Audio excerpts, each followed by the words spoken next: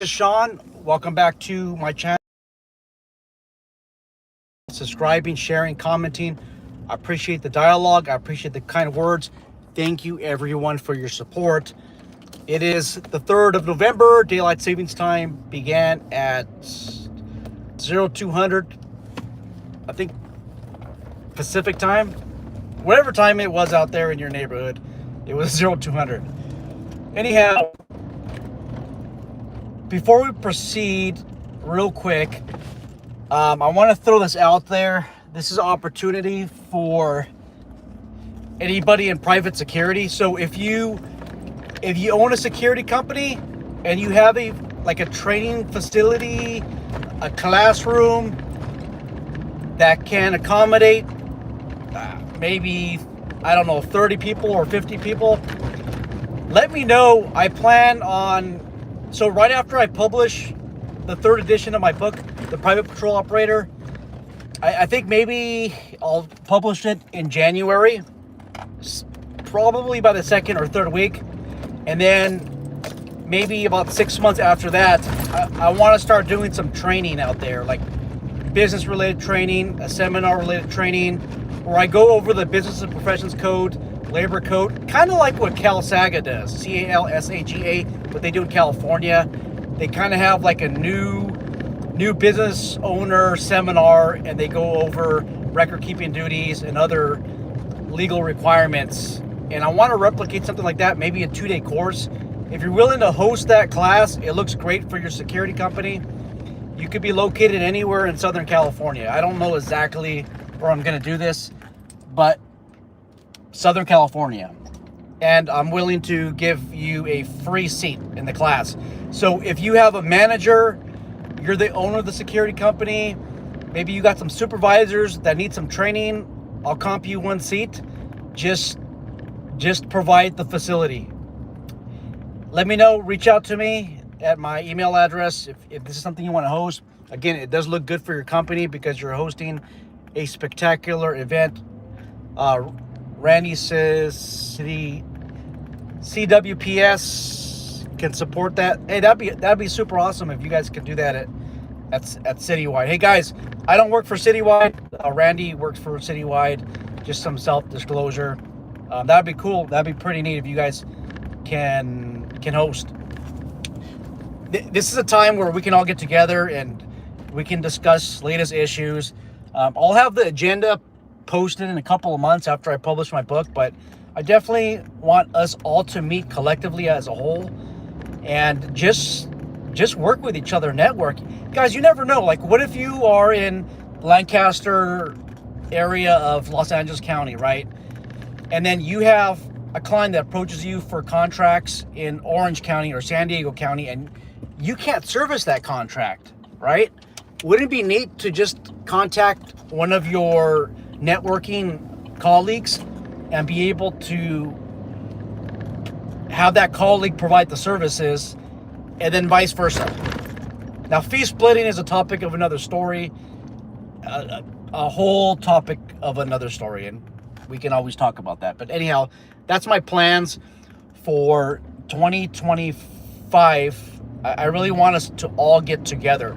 Slowly but surely, we're doing this. And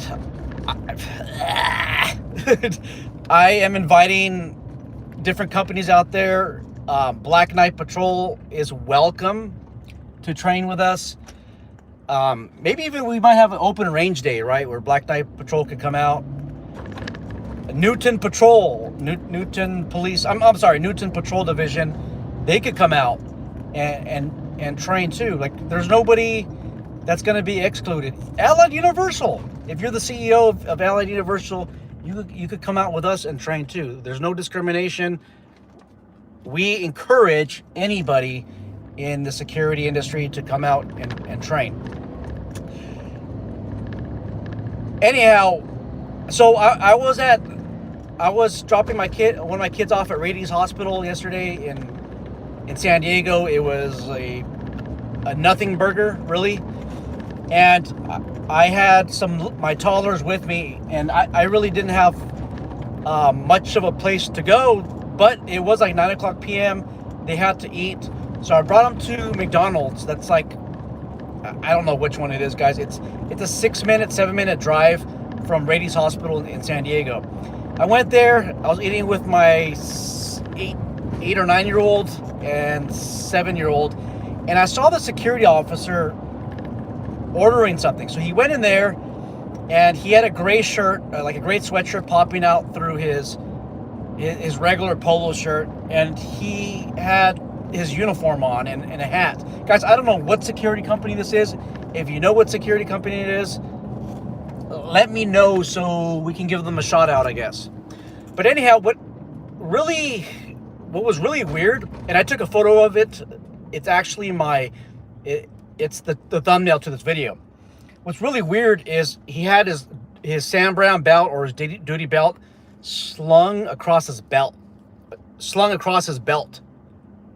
It was just hanging there. And I was just thinking, that's kind of dumb, because, you know, if you're a bad guy, and obviously San Diego has no shortage of bad guys, you can just snatch his belt and all the equipment that comes with it. It was a full duty belt. I didn't see a handgun. I didn't walk up to him and say, hey, I'm going to feature you in my latest live video. No, I was, I don't know, maybe 30 feet away, and I couldn't see everything. But I did see a duty belt that was full. So guys, some of these things don't make sense. Look, if you're going to go and order something at McDonald's and stand in line, private security companies do it all the time, right? I mean, where else are you going to get some food? But to have your duty belt slung across your back, that doesn't make any sense. I mean, somebody can use that to put around your neck. Somebody can grab a weapon. I did see a baton for sure that was hanging on that duty belt, but it has no purpose at McDonald's. Leave that belt inside of the trunk of your vehicle, or just leave it in your vehicle. That's it. If there's a gun, obviously there's a gun in there, just throw it in the back. Or why don't you just wear it? Now, obviously, wearing a baton and a firearm, it's kind of like a gray area if you're on lunch, and we talked about that in like 3 videos. But if it's not so much of a gray area and you can articulate it, just have it on you. There's no reason to have it on your back. What he's kind of saying is like, hey, yo, I want to order something from McDonald's, but I'm off duty, so don't bug me. So I'll have my duty belt like hanging across my shoulders along the upper portion of my back. It makes the security company look incompetent, that whoever he works for, it makes him look incompetent. And the sad thing was, he was nitpicking from the $5 menu. So the question, guys, help me out with what security company this is. I don't think that any security officer should have to really nitpick that hard from a $5 menu. I mean, he was going through each item to see which item in that $5 menu was within his budget. Now, I was so tempted on just going up there and paying for his food, paying it forward, but I'm not going to leave my kids all the way from the back, like 30 feet away, to buy somebody some food. Especially at 9 o'clock p.m. in that area of San Diego where you have a lot of interesting people walking in and out of McDonald's, right? It just didn't make any sense. I don't know, guys. Please police each other. What I mean by that is teach each other how to properly wear your belt, how to properly wear a uniform.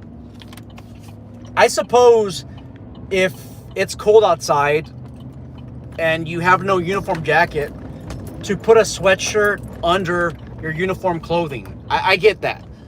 But if you have to do that, at least let it match. And then, guys, gray doesn't match well with black. And then I forgot what color pants he had. I think it was tan color pants. At least color match this poor guy. So he had a black uniform shirt, a gray sweatshirt underneath that was hanging out through the short sleeve, and then the tan pants.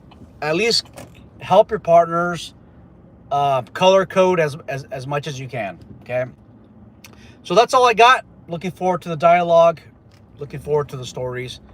If you can host, take care.